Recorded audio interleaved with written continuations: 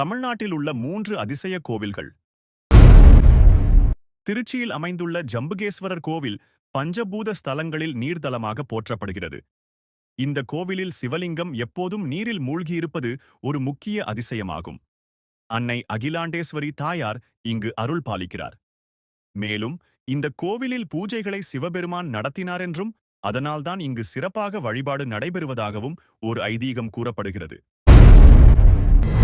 மதுரையின் பிரசித்தி பெற்ற மீனாட்சியம்மன் கோவில் நாயக்கர் கால கட்டிடக்கலையின் சிறந்த எடுத்துக்காட்டு எனக் கருதப்படுகிறது.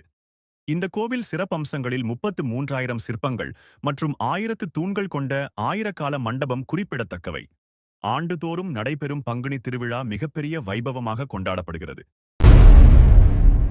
தஞ்சாவூர் பெரிய கோவில் 1010ஆம் ஆண்டு ராஜராஜ சோழன் கட்டியது. 216 அடி உயர கோபுரம். ஆனா நிழல் கிடையாது. அதோடு 80 டன் கலசம் எந்த ஆதரவும் இல்லாமல் நின்றிருக்குது. இன்னொரு அதிசயம், கோவிலின் பெரிய நந்தி ஒரே கல்லில் செதுக்கப்பட்டு உருவாக்கப்பட்டது. இந்த கோவில் யுனெஸ்கோ உலக பாரம்பரிய களத்தில் இடம்பெற்ற தமிழர் பெருமை.